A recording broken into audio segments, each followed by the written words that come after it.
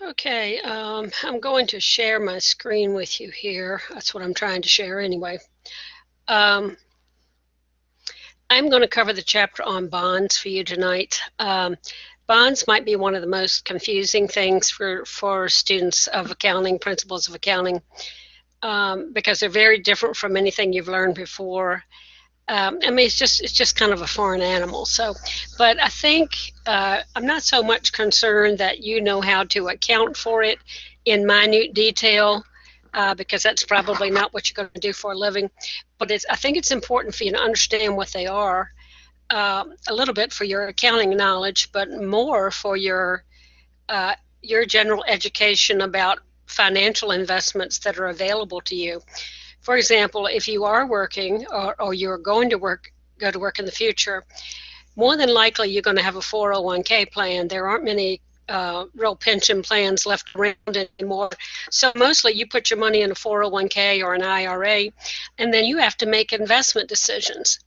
Um, and the decision generally comes down to whether you want to be in stocks or bonds.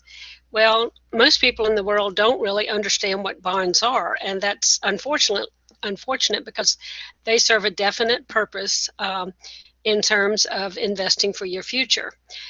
So you'll see bond funds and you'll see stock funds in your investment options.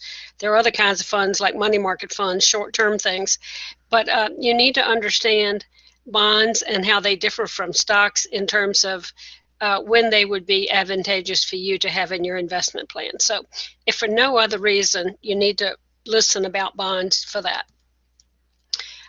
So the learning objectives, I'm going to just go through how bonds are different from stocks. I'm just going to stay on this page for a few minutes, and I'll flip forward when I feel like I need to.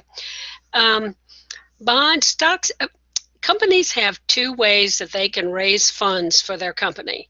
They can either sell stock, which we've already covered in detail, and if a company sells you stock, they said, look, invest in our company. We think it's going to do well. We don't make any promises about that. We don't promise that you're going to get your money back or that you're going to get more money back or you're going to get less money back. We don't promise dividends. All we're saying is have faith in our company and put your money here. So it's a pretty risky venture. Stocks, on the other hand, are loans that you make to the corporation. You, me, the general public. And what the company says in that case is, we will pay you interest every year. We'll pay you twice a year, actually, and it'll be a set interest rate, and you know that when you buy the bond, so you know how much interest you'll be earning. And they also promise at maturity date to give you back the money you invested. So stocks are a little more stable. They provide a steady source of income. So stocks are riskier. I think in terms of investment options, when you're younger and you're not going to be taking your money out anytime soon, stock funds are a good investment because you need all the growth you can get in your savings so that you'll have enough money to retire when you get to that age. But as you get older and get closer to retirement, you don't want to be all in stocks and then we have a disastrous stock market like we did in 2008, and you have to sell your stocks in a bad market and lose lots of money. So as you get older and you get closer to the time that you're going to need the money, you want to start thinking about owning bonds, because bonds, you can buy and hold them until they mature, and you can count on that steady stream of interest coming in year after year after year. So bonds are much less risky in that respect. So that's how bonds and stock differ from each other. Let me just flip pages here now and see what they cover. I probably won't cover it all the way they do. Okay, so issuing bonds. Now, the way bonds are set up make for a little bit of difficult accounting. When a bond is issued, when the bond documents are prepared by the attorneys, they put a set rate of interest on the front of that bond. So right now, 10-year bonds probably have an interest rate of, well, let's make it a little bit extravagant and say 2.5%. The difficulty comes in that interest rates do not stay the same. They change every day, intraday, all day, and constantly interest rates change. And it's a function of what's going on in the economy. So if a company issues a 2.5% bond, that means that they're going to pay 2.5% interest over the life of that bond. 6 months from now, if interest rates on 10-year bonds have gone to 4%, then companies will have to issue bonds with a 4% interest rate. Now, let's say that at 6 months from now, you're in the market to buy a bond. Which one would you buy? The 2.5% or the 4%? Interest rates have gone up. Well, of course, you're going to buy the 4%. Well, what about the poor guy who owns the 2.5% bond and has to sell it? How is he going to get rid of that bond? He's going to sell it to you for a discount. He's going to have to say, well, say they had a $10,000 bond. He's going to have to say, well, since mine only has a 2.5% interest rate coupon, I'm not going to be able to get $10,000 for this bond because they can buy a bond now that earns 4%. I'm going to have to sell this bond at a discount for, less than 10,000, say 9,900, or whatever number it takes to make my bond as attractive as the 4% bond.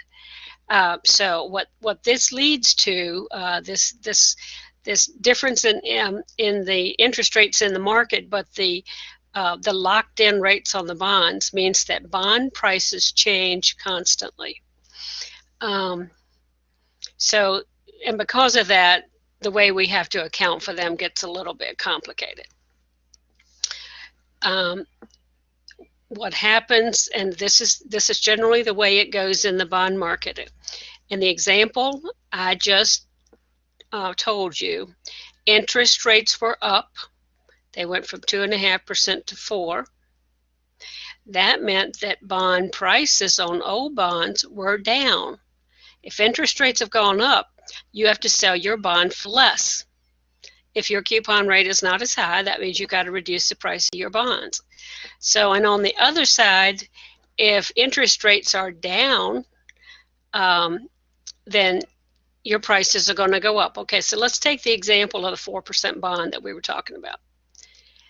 You own the 4% bond now. Let's say that interest rates go down to 3%. Now, somebody can either buy your 4% bond or they can buy a new bond that has just come out that has a 3% rate. Which one are they going to want to buy? They're going to want to buy yours. But you're not going to sell it to them for $10,000 because your bond is worth more than the new 3% bond. You're going to say to the investor, well, if you want my bond, you're going to have to pay me more than $10,000. Because if you have to buy a new bond, you can't get 4%.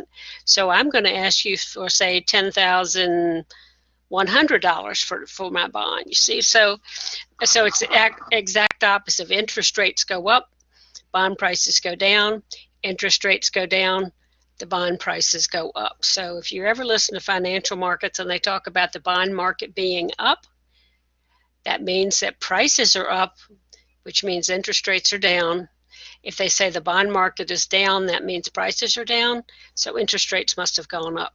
Okay, I know that's a little long-winded, but I think it's important for anybody who has an education that should know a little bit about the markets. And when you hear things about the bond market, that's what they're talking about. They're talking about changes in interest rates and the fact that it affects the change of the prices of bonds. I don't really care on this page about the different types of bonds. The bonds that we are going to talk about are going to be secured bonds or mortgages. That's the biggest bulk of secured bonds are mortgage-backed bonds, and that is they're backed by mortgages on houses.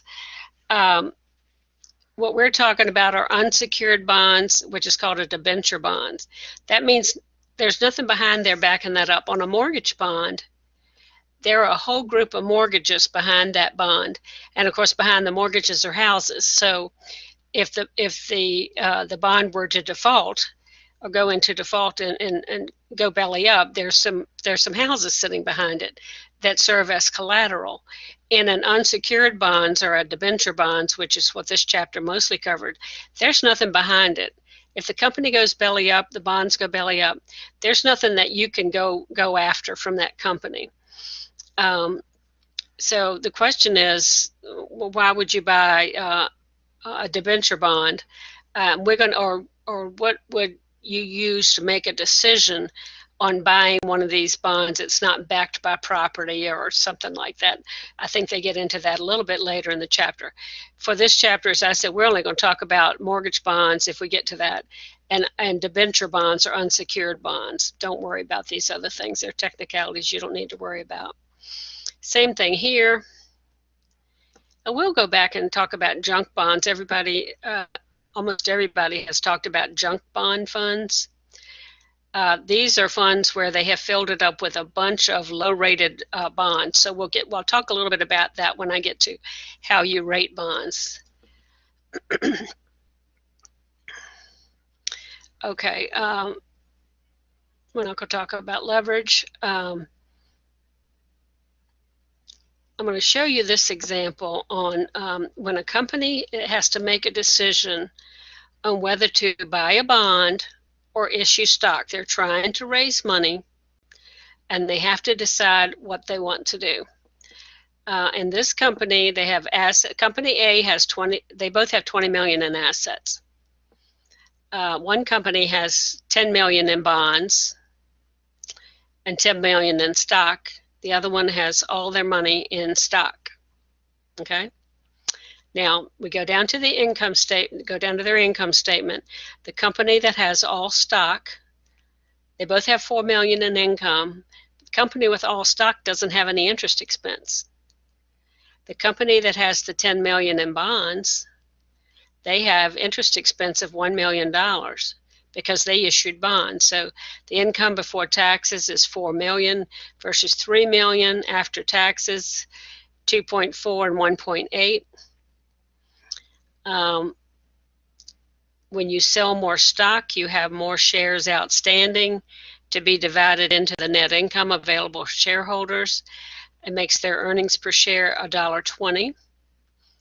Over here, they have fewer shares of stock, only 1 million shares of stock, going into less income, but significantly less shares, so earnings per share is 180.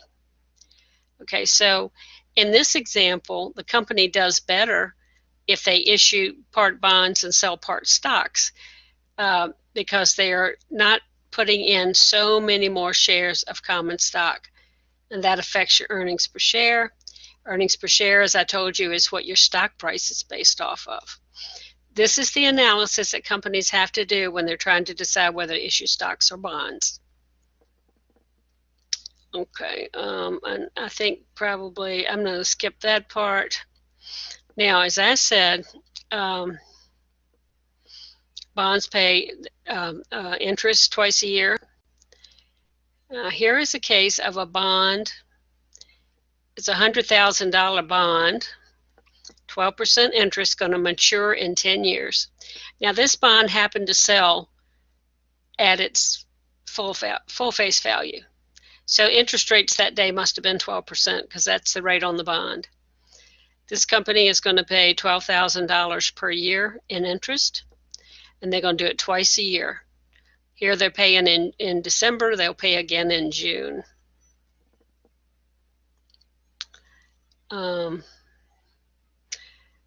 We're going to skip that part for now.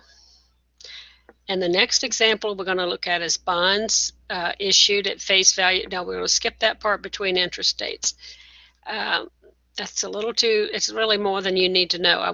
Well, let me just explain it slightly what they're doing here. You don't need to know these entries. Bonds pay interest every 6 months. You know, stocks trade every day. Every time a stock trades, it gets changed from one investor's name to another. Every single time it trades. So companies on any given day can determine exactly who owns the shares of their stock and who to pay dividends to. Bonds don't work that way. The transfer agents for bonds, they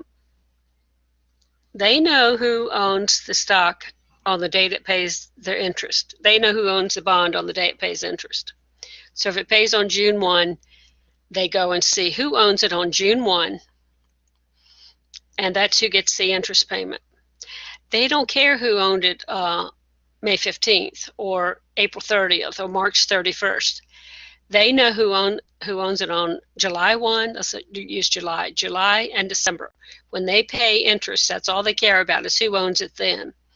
So if shareholders trade their stock in between interest dates, let me give you an example. I buy a bond on January 1, and interest is going to be paid on July 1. I sell that bond at the end of March. The interest for those 3 months isn't going to be paid until July 1. And the new owner's going to get the whole 6 months because his name's going to be on the bond. So what I'm going to say to that guy is, you have to pay me the 3 months interest I've earned, because when you get the coupon payment in June, you're going to get all 6 months. So that's what they're talking about here. When bonds trade in between the payment dates, the interest has to be settled out between the buyer and the seller. That's what they're talking about there.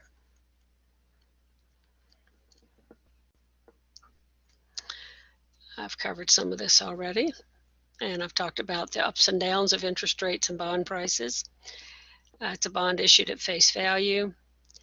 Okay, here is a bond, and we're not going to worry about how you price bonds. You do not need to know how you come up with the price of a bond. Skip that part totally. I was a bond manager for several years. I never had to come up with the price of a bond myself. There's something simply called a bond calculator that does all that for you.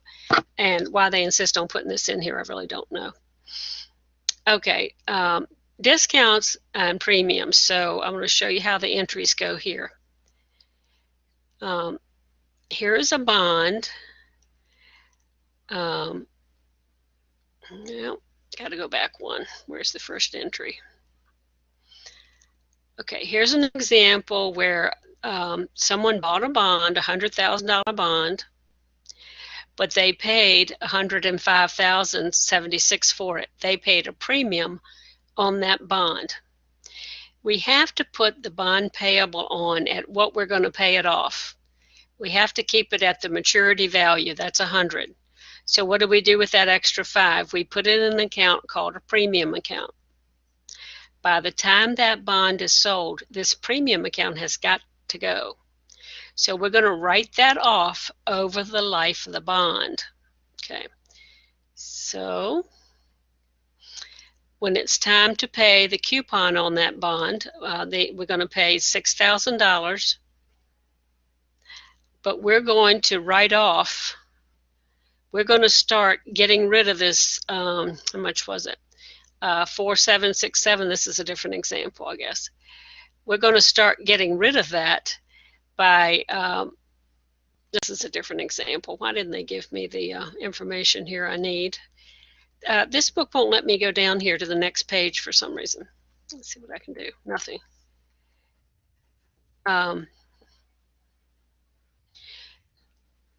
What's going to happen is they're going to write off that $5,076 every time they make an interest payment.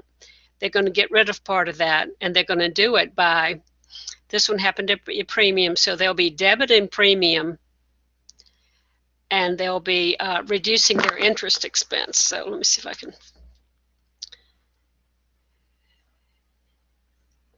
Journal entry to the issuance of the bond. Okay, that's that one. I'm so sorry I can't get down here to this part of the page. Okay.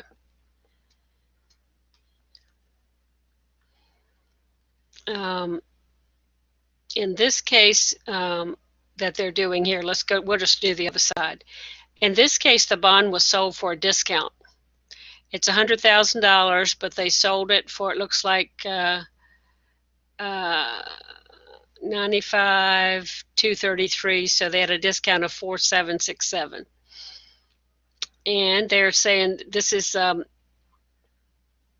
can't tell how many years the bond is. They're taking the, it must be an 18-year bond because they're saying they're going to pay interest 36 times. No, that's per month. Per month, so it's a 3-year bond.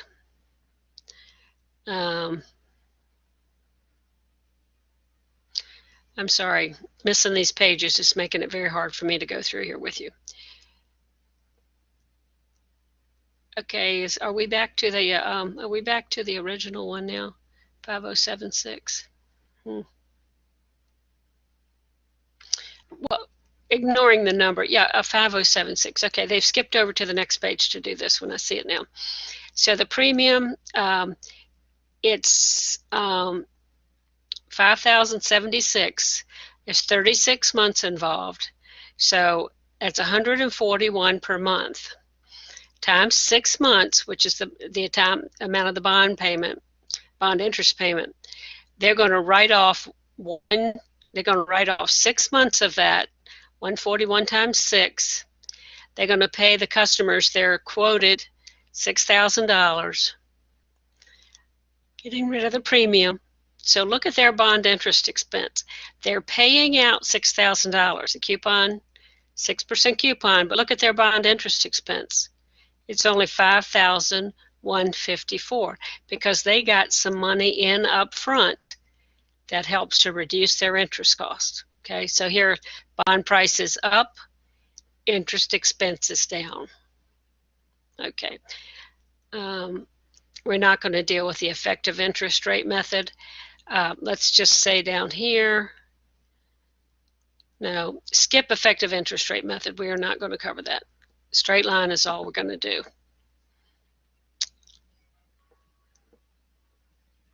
Okay. So what else I want to cover here? So skip all this. Skip all the effective interest rate.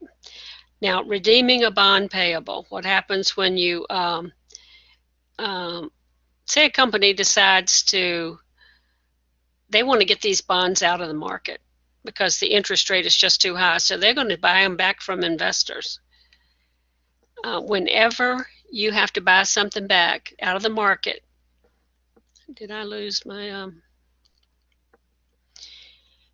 the first thing you have to do is get the bonds payable off the books, get the balance in the premium account off the books, put the amount of cash on the books, and the balancing amount, if it's a debit, is a loss. If it's a credit, it's a gain.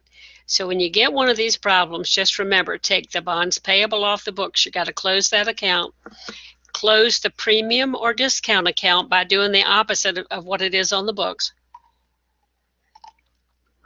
Put the cash on that you know, and let the balance be either the loss or the gain. If it's a debit, it's a loss. If it's credit, it's a gain.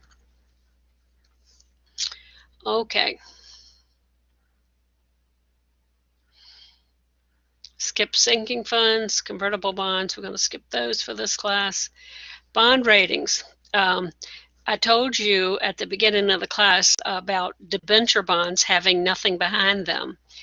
Well, how do you know which bonds are good and which bonds aren't good? And there are rating services that do this. And the higher the rating, the better off you're buying that bond. The more assurance you have that you're going to get your bond money back at maturity. So a AAA plus is actually the U.S. government. That's the highest rating you can have, and it is virtually risk-free. As you go down these ratings, the bonds get more and more and more risky. So if you get down and it's rated a D, that means it's in default, and it's questionable whether you'll ever get your money back. Okay, so you have to look to the rating agencies to decide which bonds to buy. Virginia happens to be a AAA rated because we have a balanced budget. So in terms of tax bonds, only two states in the country, I think, have AAA ratings for their state bonds, and Virginia is one of those. Okay, so that's how you decide if you're going to buy a bond that's not a mortgage bond. That's how you decide which ones to buy. Now, we talked about junk bonds. They're called junk bonds because they fall in these categories down here, which most big institutions, pension plans, big retirement plans, none of those will buy these poor quality bonds. But what people have done who've established these funds, they go in and look at these bonds, look at the chance that they're not going to make it, and they can pretty well tell how many are going to be okay. And they buy up these bonds because these bonds have a higher yield. If this guy is, if a AAA is yielding 2.5, maybe these guys are yielding 6%, which is a really, really good yield. Your risk is that some of these might go bad, but they've done a fabulous job of controlling that risk. And junk bond funds have been around since the early 80s, and there's not been a default in one yet. So junk bond funds sound a little scary, can be a good investment. You have to look at who's investing them, but that can be a good investment when you're young. Okay, the other thing I want to cover here is how bonds are priced, or how you would see them priced. Bonds come in increments of $1,000. You buy one bond, it's $1,000. But they are quoted as percent of 1,000. So in this case, IBM has issued some bonds, and the price on that was 113. That means that bond sold for $1,130. It sold for 1.13% of 1,000. If this price was 98, that would mean the bond sold for $980, or 98% of its face value. This is how bonds are priced, something you should know for the test. Okay, and then we're not going to go there. I am going to do a few little exercises on bonds, but by and large, I'm going to make bonds for you. You need to know how they're priced. You need to know how to calculate a price on a bond. You need to know the relationship between interest rates and prices. You need to know about the debt ratings. You need to know what a mortgage bond, difference in a mortgage bond and a debenture bond. So it's pretty much going to be multiple choice. And again, and you need to know about the risk of stocks versus bond, which is riskier, stocks or bonds. Just some of the general stuff I've talked about. I'm not like say, unless you're going to be an accounting major, you don't really need to worry too much about doing those entries and amortizing interest. We don't have time for we don't have 2 weeks to spend learning it, and that's what you need. If you are in accounting or going into accounting, you're going to get this very heavily in intermediate one, and so don't feel like you're getting left out or missing something. It will be covered very, very well in intermediate. You'll have a concept of what bonds are about, but then you'll really learn how to deal with them from an accounting point of view if you take intermediate accounting. Okay, that's all I'm going to say about bonds, and I will go ahead and go over the exercises in the next